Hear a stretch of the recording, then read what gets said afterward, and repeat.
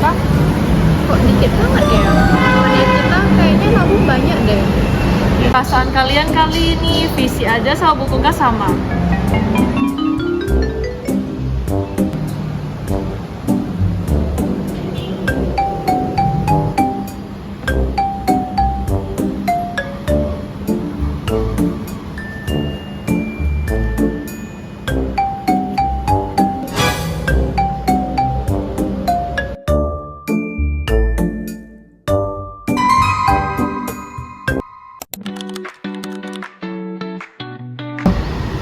Kak, Iya bos?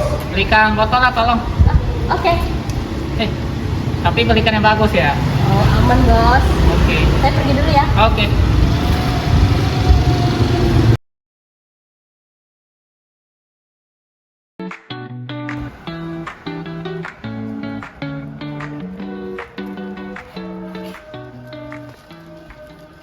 Nih bos, barangnya udah saya beli ya.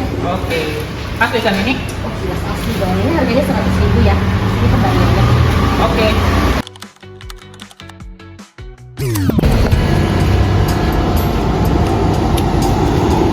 Kak, ya? Saya mau beli botol minum, ada nggak ya? Oh ada kak, sebentar ya, saya ambil. Kak, di sini ada dua tipe kak. Ini yang paling bagus, harganya 100.000. Yang biasa harganya 50.000 kak. Kakak mau yang mana? Kualitas sih tentu berbeda sih kak. Yang biasa kak ya. Saya bungkus ya. Oke.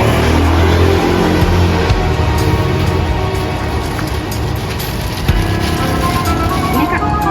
Tadi 50.000 ya? Ya.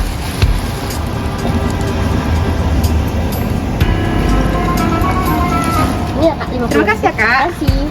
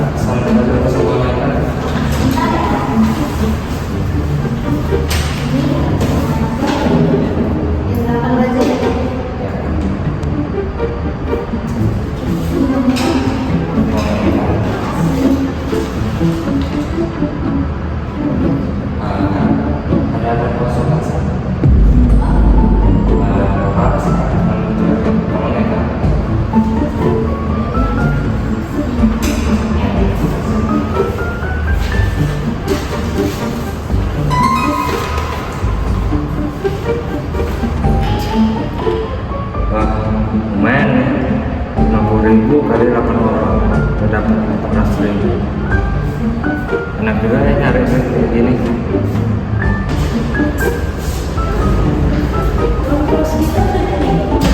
Dan harganya 150.000 ya, ikut sama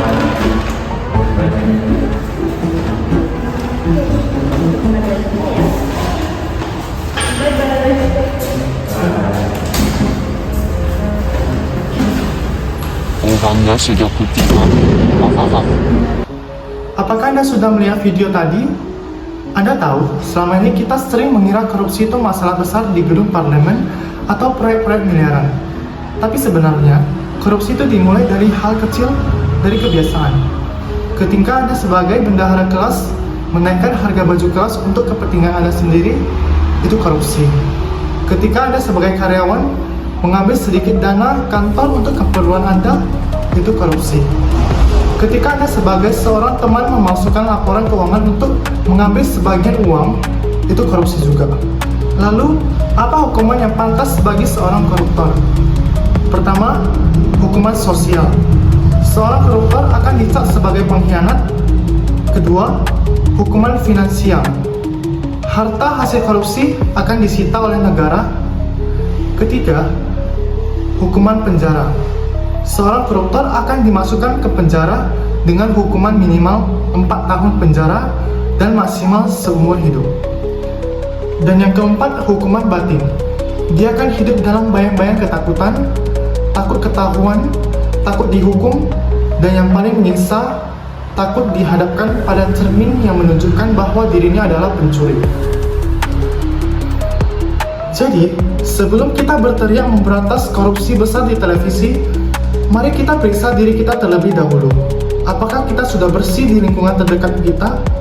Karena korupsi tidak selalu tentang jumlah uang, tapi tentang pengkhianatan terhadap kepercayaan.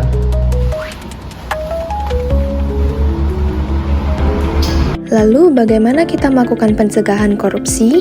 Pencegahan korupsi Indonesia harus dilakukan secara menyeluruh dengan melibatkan aspek hukum, birokrasi, budaya, dan partisipasi masyarakat. Upaya ini menekankan pentingnya tata kelola pemerintahan yang baik sebagai dasar untuk menciptakan sistem yang transparan dan bertanggung jawab.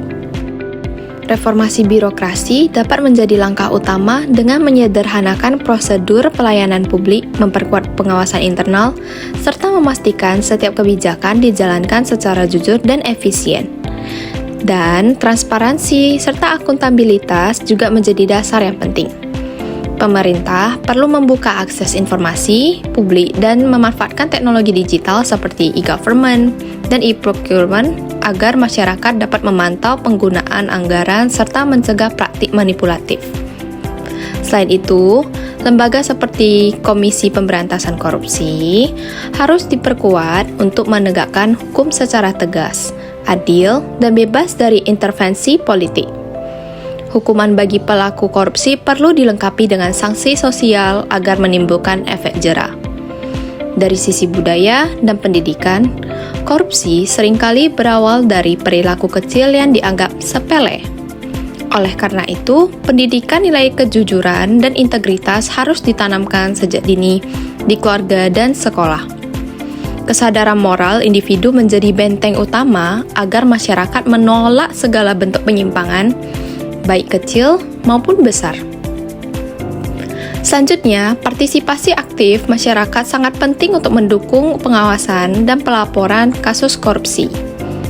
Masyarakat harus berani bersikap kritis terhadap kebijakan publik dan ikut serta menjaga keintegritasan sosial. Pemerintah juga perlu melakukan evaluasi berkala terhadap kebijakan anti korupsi, serta memperbaiki koordinasi antar instansi ataupun departemen agar upaya pencegahan berjalan lebih efektif. Secara keseluruhan, pencegahan korupsi memerlukan sinergi antara pemerintah, lembaga hukum, dunia pendidikan, dan masyarakat. Kombinasi antara sistem birokrasi yang bersih, transparansi informasi, pendidikan yang bermoral, dan keterlibatan publik dapat menjadi fondasi utama untuk membangun bangsa yang memiliki integritas yang tinggi dan bebas dari korupsi.